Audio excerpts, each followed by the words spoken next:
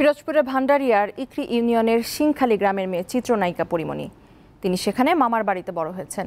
সেখানে আছেন আমাদের সহকর্মী কবির হোসেন।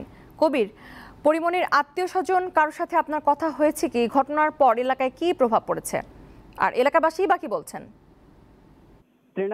আপনি যেমনটি বলছিলেন, আসলে আমি সকাল থেকেই অবস্থান করছি পরিমণি যেখানে বেড়ে উঠেছেন সেই ভগীরথপুর এবং সিংখালী গ্রামে।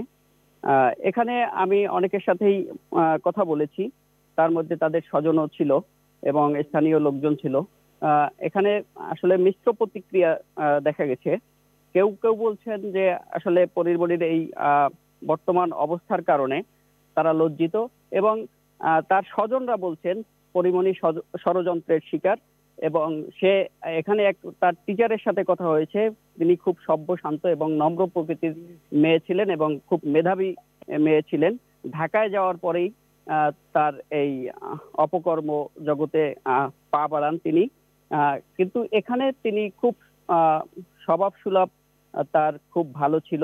এবং স্থানীয় এক ইউপি সদস্যের সাথে আমার কথা হয়েছে, তারা সবাই আর কি পরিমণির এখানে তার যখন তিনি এখানে অবস্থান করতেন তখনকার যে পরিমণি আর এখনকার পরিমণির মাঝে যে ব্যবধানটা, এই ব্যবধানটা আসলে অনেক।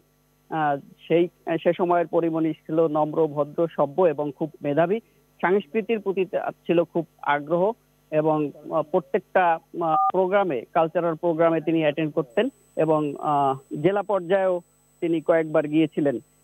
তো আমি এখানে এটুকুই জানতে পারছি।